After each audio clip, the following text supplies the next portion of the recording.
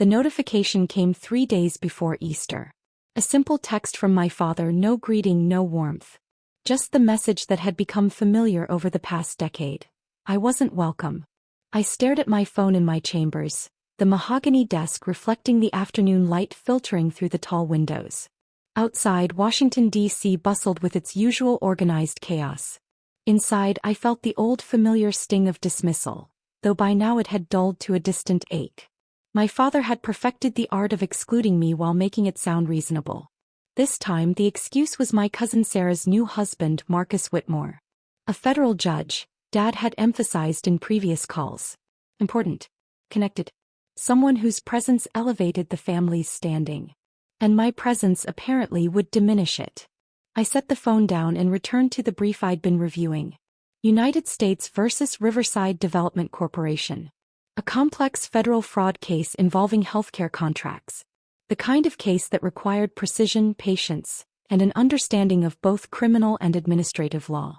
The kind of case I'd been appointed to handle because of my reputation for fairness and my expertise in federal contracting law.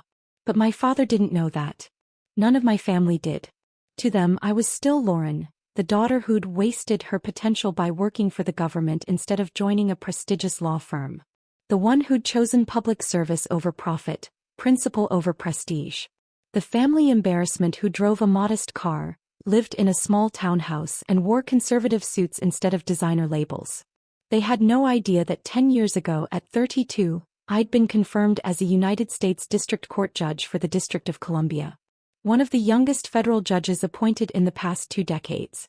I hadn't hidden it exactly. I'd invited them to my confirmation hearing. My father had declined, citing a golf tournament. My mother had prior commitments. My sister Jessica came but left early, unimpressed by what she called government pageantry. Only my late grandmother had attended, sitting in the gallery with tears of pride streaming down her face. After that, I stopped trying to share my life with them. When they asked about work, I said cases and paperwork. When they dismissed my career as pushing papers for bureaucrats, I simply nodded. When my father introduced me at family gatherings as Lauren, she works for the courts, emphasizing it like an apology, I smiled politely. I wasn't hiding. I was watching. Every dismissive comment, every casual exclusion, every assumption that I'd failed because I hadn't followed their narrow definition of success. I observed it all. Not with bitterness, but with the same analytical eye I brought to the bench. My career had taught me patience. In federal court, you don't rush to judgment. You gather evidence. You listen to all sides. You wait for the full picture to emerge before making your ruling. So I waited. The text about Easter was just the latest in a pattern that had repeated throughout my adult life. Family weddings where I wasn't asked to be in the wedding party. Holiday gatherings where my achievements went unmentioned while my sister's corporate success was celebrated. Conversations where my opinions on legal matters were dismissed in favor of my brother-in-law's. He was a personal injury attorney whose largest case had been a slip-and-fall settlement. Last Thanksgiving, my father had actually interrupted me mid-sentence to ask my cousin's fiancé, Marcus, about a Supreme Court decision. Marcus had given a superficial answer pulled from cable news commentary. I could have explained the actual constitutional implications, the circuit split that led to the case, the nuanced reasoning in the majority opinion. I'd said nothing. Just smiled and passed the cranberry sauce. That was when Dad had announced that Marcus and Sarah were getting married. Finally, he'd said, beaming, someone in this family is connected to real power. A federal judge. Can you imagine? I could imagine. I lived it every day. Judge Anderson? My clerk, David, knocked softly on my chamber door. The Riverside Development case file is ready for tomorrow's hearing. Thank you, David. I accepted the file, noting its thickness. Has the defense filed their witness list? Just came in. Whitmore and Associates is representing the defendant. Marcus Whitmore himself is listed as lead counsel. My hand paused on the file. Marcus Whitmore? Yes, Judge. Apparently he's taking a high-profile case to raise his firm's visibility. The partner memo says he's looking to make a name beyond his judicial connections. I opened the file and scanned the defense team roster. There it was. Marcus Whitmore, J.D. Partner, Whitmore and Associates. My cousin Sarah's husband. The federal judge who wasn't actually a federal judge. I'd never corrected that misconception. When Dad had first mentioned Judge Whitmore, I'd assumed he meant a state court judge perhaps or a magistrate. But at Thanksgiving I'd overheard Marcus carefully deflecting questions about his cases, speaking in vague terms about the bench and rulings. It had taken me exactly 3 minutes of conversation to realize the truth. Marcus had been a clerk for a federal judge 15 years ago. He'd been working at the courthouse, but he'd never been a judge himself. He'd parlayed that brief association into a successful private practice, and somewhere along the way, my family had inflated his resume from former judicial clerk to federal judge. Marcus had never corrected them. In fact, from what I'd observed, he'd encouraged the confusion. He name-dropped his former judge, referenced his time on the bench in a way that was technically true. He had been present on the bench, just not sitting in the judge's chair, and let people draw their own conclusions. My family, always impressed by titles and status, had drawn exactly the conclusion Marcus intended. And now Marcus Whitmore, who my father considered too important for me to be around, was going to appear in my courtroom as defense counsel in a federal fraud case. I pulled the case summary. Riverside Development Corporation was accused of submitting falsified documentation to obtain $47 million in federal healthcare facility construction contracts. The government alleged systematic fraud, inflated qualifications, fabricated experience, forged certifications. It was exactly the kind of case that required a defense attorney with deep knowledge of federal contracting law and criminal procedure. Marcus's firm specialized in corporate litigation and white-collar defense, but his personal experience was mostly in civil matters. This case was going to be a challenge for him. I spent Sunday reviewing the briefs with my usual thoroughness. The prosecution's case was strong but not overwhelming. The defense had room to maneuver if they were strategic. Everything would depend on how well Marcus could argue the nuances of federal contracting regulations and criminal intent. By Sunday evening, I drafted my preliminary questions and reviewed the relevant precedents. I was ready. My phone buzzed. Another text from Dad. Hope you're enjoying a quiet Easter at home. Sarah and Marcus's brunch was wonderful. Marcus told such fascinating stories about his cases. So impressive to have someone of his caliber in the family. Wish you could have met him properly. I typed a simple response. Sounds lovely. What I didn't type. I'll see him tomorrow morning at 9 o'clock. In my courtroom. Where he'll address me as Your Honor. Monday morning arrived with the crisp promise of spring. I drove to the courthouse in my standard vehicle, a practical sedan that my family had once mocked as so ordinary. I parked in my reserved space, marked Judge Anderson, and entered through the private judicial entrance. Security nodded respectfully. Good morning, Judge. Good morning, Tom. I took the judge's elevator to my chambers, changed into my robes and reviewed my calendar. United States versus Riverside Development Corporation was my first case. Scheduled for 9 a.m. A pretrial hearing on several defense motions to suppress evidence. At 8:55, David knocked. Courtroom is ready, Judge. Both parties are present. Thank you. I'll be right there. I gathered my notes, took a breath, and walked through the door that connected my chambers directly to the courtroom. All rise. The United States District Court for the District of Columbia is now in session, the Honorable Lauren Anderson presiding. I entered and took my seat at the bench, looking out over the courtroom with the practiced neutrality I'd perfected over a decade. The prosecution team sat at the left table, led by Assistant U.S. Attorney Rebecca Chin, someone I knew to be thorough and prepared. At the defense table sat 3 attorneys in expensive suits, and in the center Marcus Whitmore. Our eyes met. His face went absolutely pale. I watched the recognition hit him in stages. First confusion, why did this judge look familiar? Then recognition, wait, that's Sarah's cousin.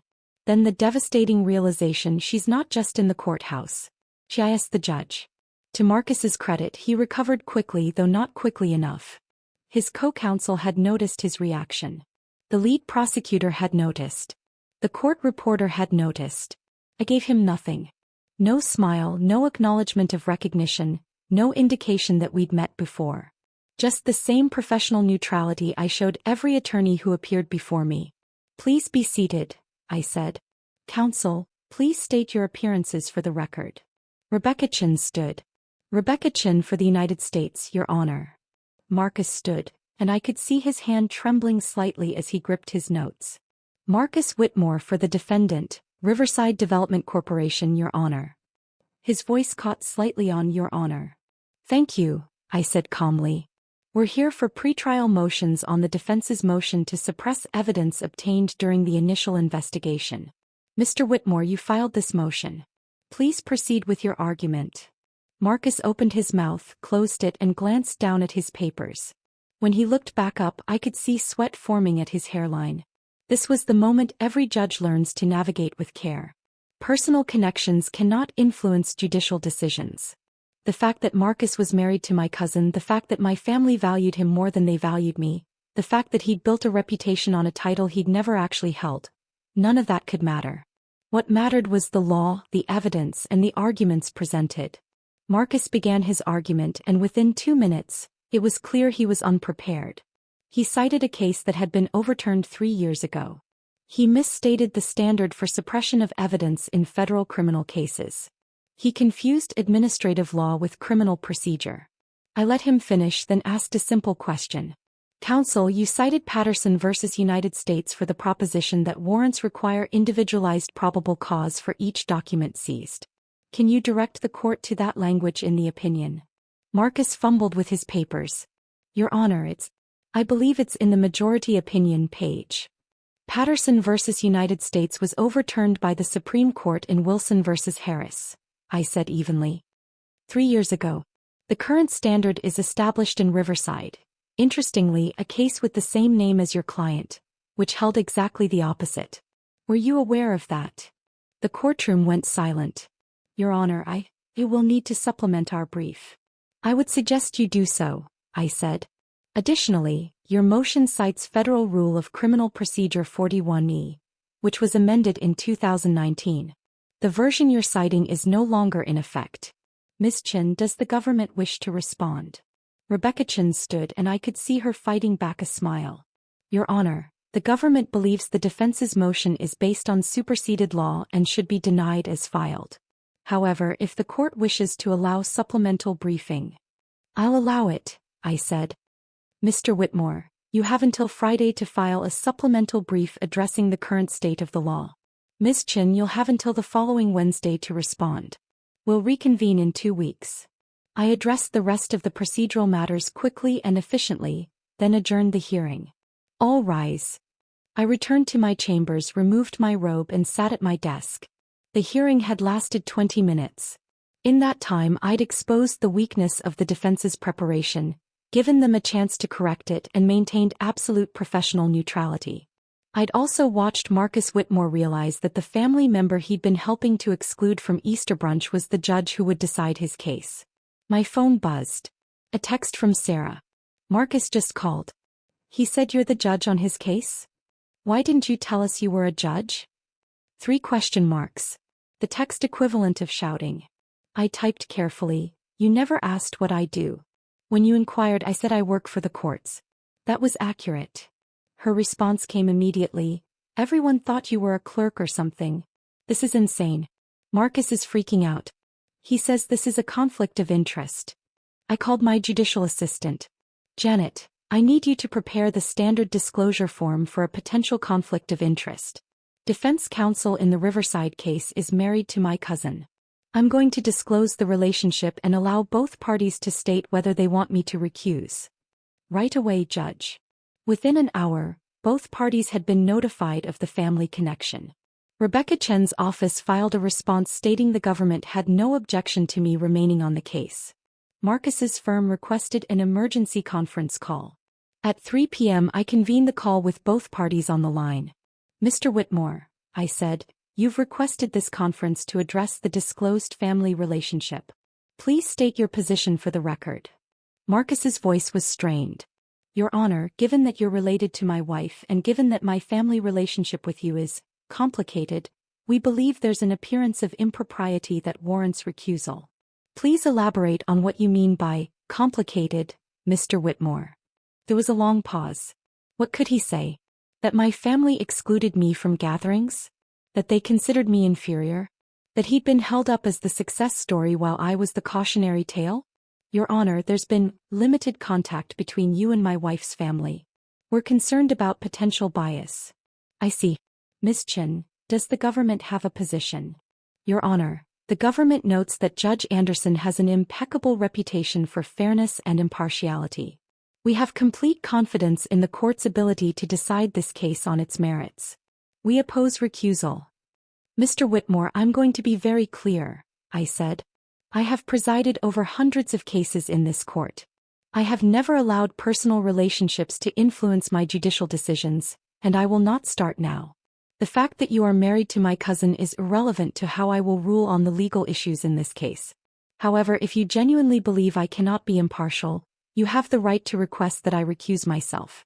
But I want you to understand that if I recuse, this case will be randomly reassigned to another judge in this district. You will not get to choose who hears your case. Do you wish to formally move for my recusal? Another long pause. Marcus knew what I knew. The other judges in the district were just as qualified and just as demanding. Some were more prosecution-friendly than I was.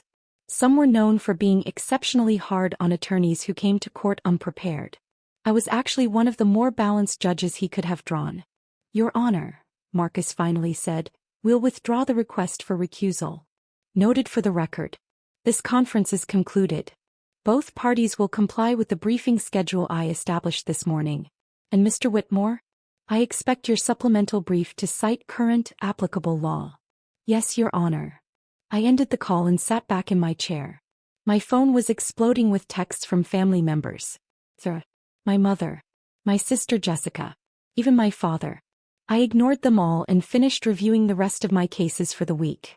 That evening my father called. I let it go to voicemail, then listened to the message. Lauren, this is your father. We need to talk about this situation with Marcus. He's extremely upset. You should have disclosed that you were a judge when you met him at Thanksgiving. This is very inappropriate. You're creating problems for the family. Call me back immediately. I deleted the message. Tuesday morning my mother called. I answered. Lauren Marie Anderson, what is going on? Hello, Mother. I'm well, thank you for asking. Don't be flippant. Marcus says you're a federal judge. Since when? Since my confirmation 10 years ago. You were invited to the ceremony. Wait. That government thing? I thought you were being sworn in as a clerk or something. A United States District Court judge, Mother. I sent you the formal announcement. It listed my title. Well, we didn't realize, that's not the point. The point is you're creating a conflict for Marcus. He's trying to make a name for himself and now you're presiding over his case? It looks like you're trying to sabotage him. I took a breath, maintaining the calm I'd learned to cultivate in the courtroom. Mother, Marcus is free to request that I recuse myself. I've already given him that option. He declined. Because the other judges might be worse. You need to recuse yourself anyway. Show some family loyalty. Family loyalty, I repeated softly. Like the family loyalty that excluded me from Easter brunch because my presence would be awkward around Marcus? Silence. Lauren, that was, your father thought. Mother, I have to go. I have oral arguments in 30 minutes. If you'd like to attend, the courtroom is open to the public. You're welcome to come watch what I do. I hung up before she could respond. The week continued. Marcus filed his supplemental brief on Friday. It was better than his original motion but still mediocre. He'd cited the correct cases this time, but his analysis was superficial. Rebecca Chen's response brief was sharp, thorough, and devastating. When we reconvened for the hearing, Marcus looked like he hadn't slept. His co-counsel did most of the arguing this time, a senior partner who clearly understood federal criminal procedure far better than Marcus did. I denied the motion to suppress. The evidence had been lawfully obtained. The defense had failed to meet their burden of proof. Mr. Whitmore, I said after issuing my ruling, I'm setting a trial date for 8 weeks from today. That gives both parties time to complete discovery and prepare their cases. I expect all future filings to meet the professional standards of this court. Do you understand? Yes, Your Honor. This hearing is adjourned. That evening my sister Jessica called. Unlike my parents, Jessica had always been more pragmatic than status-conscious.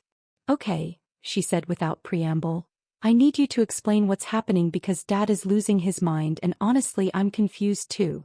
What would you like to know? Are you actually a federal judge? Yes. Like a real one? Not a magistrate or a referee or something. A United States District Court judge. Article 3. Life tenure. Presidential appointment, Senate confirmation.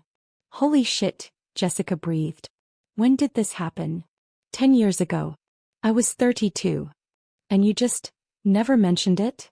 I invited the family to my confirmation. Grandma was the only one who came. I heard her intake of breath. Oh my God. That ceremony where Grandma made us all promise to attend, but Dad said it was just some government paperwork thing. That ceremony. Lauren, I am so sorry. I thought we all thought. You thought I was a clerk. Or a secretary. Or just a government employee. I kept my voice gentle. It's fine, Jessica. I stopped correcting the assumptions years ago. It's not fine. We've been treating you like you're the family failure, I finished. I know.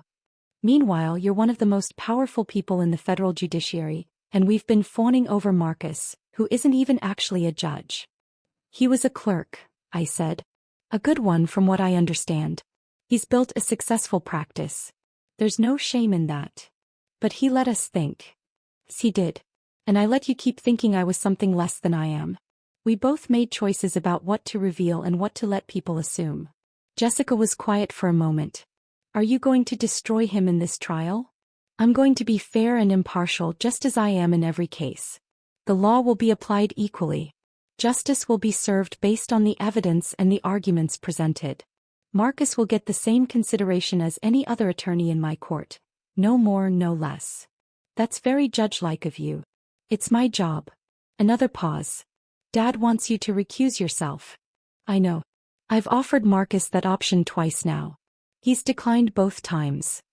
Because you're actually one of the fairer judges, aren't you? I'd like to think so. Lauren, I really am sorry. About Easter, about all of it. We should have paid more attention. We should have cared more about what you were actually doing instead of just assuming. Thank you, I said quietly. That means something. For what it's worth, I'd like to come watch the trial. If that's allowed. It's open to the public. You're welcome anytime. The trial began 6 weeks later. In that time, Marcus had clearly worked hard to prepare. He'd brought in 2 additional attorneys who specialized in federal criminal defense. They'd filed competent briefs, conducted thorough discovery, and prepared a reasonable defense strategy. But the government's case was strong. The evidence of fraud was extensive and well documented. Falsified certifications, fabricated experience, forged signatures. The paper trail was clear. The trial lasted 3 weeks. My courtroom was filled every day with the usual mix of law students, journalists covering federal cases, and interested observers. On the second day, I noticed my sister Jessica sitting in the gallery. She came back every day for the rest of the trial. On the 4th day, my mother appeared. She sat in the back, watching silently as I managed the complex proceedings, ruled on objections, instructed the jury, and maintained order in the courtroom. On the 8th day, my father came. I saw him enter during the afternoon session, taking a seat near the door. He watched as Marcus examined a witness, as Rebecca Chin cross-examined, as I sustained objections and overruled others based on the federal rules of evidence. He watched me work. The jury deliberated for 2 days before returning a verdict. Guilty on 17 of 19 counts. Riverside Development Corporation had systematically defrauded the federal government of $47 million. I thanked the jury for their service, set a sentencing date, and adjourned the trial. In my chambers afterward, I removed my robe and sat quietly for a moment. The case had been decided fairly. The law had been applied correctly. Justice had been served. Marcus had represented his client competently, but the evidence had been overwhelming. He'd done his job. I'd done mine. My phone showed 14 missed calls from family members. I called Jessica first. You were incredible, she said immediately. Lauren, I had no idea. The way you managed that courtroom, the way you explained complex legal concepts to the jury, the respect everyone showed you, I'm honestly in awe. Thank you for coming. I brought Mom on day 4. Did you see her? I did. She cried afterward. Not in court but in the car. She said she finally understood what Grandma had been trying to tell us. My throat tightened. Grandma knew. She tried to tell us. We didn't listen. Jessica paused. Dad came on day 8. I saw him. He hasn't said anything yet. I think he's processing. That's all right. He doesn't have to say anything. But the next morning my father called. I almost didn't answer, but something made me pick up. Lauren. His voice was rough. I watched the trial. The end of it, anyway. Yes, I saw you there. I had no idea what you do. I mean, I knew you worked at the court, but I didn't understand what that meant. I didn't understand who you are. I waited. We excluded you from Easter because we thought Marcus was more important. More successful. More worthy of respect. He cleared his throat. I was wrong. We were all wrong. Dad. Let me finish. Please. You've been a federal judge for 10 years. One of the youngest ever appointed. You've presided over hundreds of cases. You literally hold the power to decide people's futures, to interpret the law, to deliver justice. And we thought you were filing papers. I do file a lot of papers, I said gently. That part was true. Lauren, I'm sorry. I'm sorry we didn't come to your confirmation. I'm sorry we didn't ask more about your work. I'm sorry we valued a title over actually knowing who you are and what you've accomplished. I'm sorry we missed 10 years of being proud of you. I felt tears prick my eyes. Thank you. Your mother and I would like to take you to dinner. To celebrate. To listen. To finally learn about your life. Would you be willing? I'd like that. And Lauren, Marcus asked me to tell you something. He said to tell you that you were the fairest judge he's ever practiced before, and if he ever has another federal case he hopes he draws your court. I smiled. That's kind of him. He also said to tell you that he's sorry for letting us believe he was a judge. He said you could have embarrassed him in open court, called out the misrepresentation, made him look foolish. But you didn't. You just treated him like any other attorney and judged his work on its merits. That's my job. No, my father said quietly. That's who you are. And we should have known that all along. 2 weeks later I had dinner with my parents. Jessica came too, and to my surprise so did Marcus and Sarah. We sat in a private room at a restaurant near Capitol Hill. For the first time in a decade my family asked me questions about my work. What cases had been most challenging? What was the confirmation process like? What made me want to become a judge? I told them about my love for the law, my commitment to justice, my belief that the courts should be a place where everyone, rich or poor, powerful or powerless, receives equal treatment. Marcus listened quietly, then said, I owe you an apology, Lauren. I let your family believe I was a federal judge when I was only a former clerk. I was embarrassed to correct them, and then it seemed too late. But watching you work, seeing what an actual federal judge does, the responsibility and the integrity it requires, I'm ashamed I let the confusion persist. You built a successful career, I said. That's nothing to be ashamed of. But I built part of it on a misrepresentation. You built yours on merit, on dedication, on excellence. There's a difference. Sarah took his hand. We both apologize.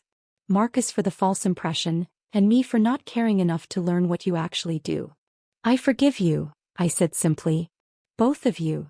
My father raised his glass. To Lauren. To the daughter we failed to see clearly. To the judge who showed us what real success looks like. And to family, which should mean supporting each other, not competing for status. We clinked glasses. Over dessert my mother said quietly, your grandmother would be so proud of you. She was, I said. She told me so at my confirmation. She said I was doing exactly what I was meant to do. She tried to tell us, my mother admitted. She kept saying Lauren is a federal judge. Do you understand what that means? But we thought she was just being, you know how she exaggerated sometimes. She wasn't exaggerating. No, my mother said. She wasn't. 3 months later I was invited to Easter brunch. This time the invitation came with a note from Sarah. Please come. We want to celebrate you properly this time. I attended. My father introduced me to the extended family as my daughter Lauren, a United States District Court judge. He said it with unmistakable pride. An uncle I barely knew approached me. A federal judge? That's incredible. What made you choose that path? I smiled. I wanted to serve justice. To make sure everyone who enters a courtroom gets a fair hearing, regardless of who they are or what they've done. That's beautiful, he said. We should talk more about your work. I'd love to hear about your cases. I'd be happy to share, I said. Though I can't discuss pending matters. Of course, of course. My cousin brought her children over to meet me. Kids, this is your cousin Lauren. She's a judge. Do you know what that means? The youngest, maybe 6 years old, looked up at me with wide eyes. Do you have a hammer? I laughed. A gavel, yes. Would you like to visit my courtroom someday? His eyes got even wider. Really? Really? I'll arrange a tour. Later, Marcus found me on the patio. Thank you for coming. Thank you for inviting me. I mean it. After everything, after the trial, after all of it. You could have held a grudge. You could have excluded us the way we excluded you. That's not who I am, I said. I learned a long time ago that revenge doesn't serve justice. Understanding does. Forgiveness does. Moving forward does. You're a better person than I am. I'm just someone who learned to see the bigger picture. We all make mistakes, Marcus. We all let assumptions guide us. What matters is what we do when we realize we were wrong. He nodded. For what it's worth, you were right about the Riverside case. We lost on the merits. The evidence was solid. You gave us every opportunity to present our defense and we couldn't overcome the facts. That's the system working as it should. And you are, without question, the best judge I've ever practiced before. I smiled. High praise from opposing counsel. Earned praise, he corrected. As the afternoon wore on, I found myself genuinely enjoying the gathering. Not because anyone was fawning over my title, but because for the first time in years, my family was actually interested in who I was, not who they thought I should be. My father pulled me aside before I left. Lauren, I have a question. Of course. That text I sent you before Easter last year. When I said your presence would be awkward around Marcus because he was a federal judge. He paused. Did you know then? That he wasn't actually a judge? Yes. And you didn't correct me? No. Why not? I considered the question carefully. Because I was waiting to see how it would play out. I'd spent years watching our family value titles over character, positions over principles, status over substance. I wanted to see if that pattern would continue. If given a choice between supporting me and celebrating someone with an impressive title, which would you choose? He winced. We chose wrong. You chose what you'd been conditioned to value. But Dad, here's the thing. I didn't need you to choose me to validate my worth. My work validates itself. The law I interpret, the justice I serve, the fairness I maintain in my courtroom, that's my validation. Your approval is a gift, not a requirement. When did you become so wise? Probably around the same time I realized that being excluded from family gatherings didn't diminish my value. It just revealed where the family's priorities were. He pulled me into a hug. I'm so proud of you. I should have said that 10 years ago. I should have said it every day since. But I'm saying it now and I'll keep saying it for as long as I can. I believe you, I said. And Dad? That means something. I drove home that evening feeling lighter than I had in years.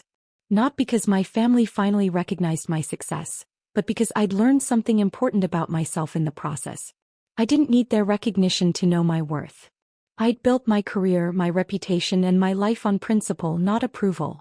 I'd chosen the harder path, public service over private profit, integrity over image, and I'd done it without regret.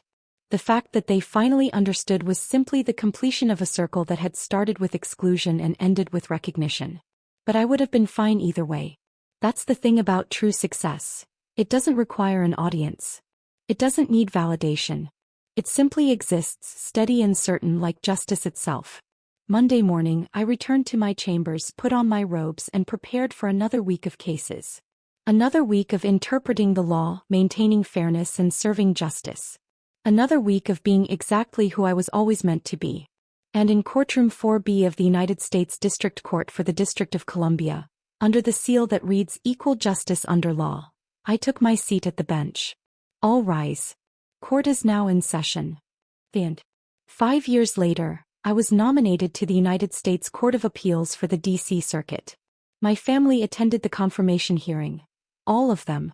My father testified as a character witness, speaking with tears in his eyes about the daughter he'd failed to see clearly for so many years. I was confirmed unanimously. At the celebration dinner, my niece, now 11 years old, Asked if she could intern in my chambers when she was older. I want to be a judge like you, she said. Someone who's fair and who doesn't care about what people think, just about what's right. I looked at her and smiled. Then that's exactly what you'll be. Because that's the real legacy. Not the title, not the position, not the recognition. But the example that fairness, integrity, and justice matter more than approval. And that success isn't about being seen by others. It's about seeing yourself clearly and choosing to be exactly who you're meant to be.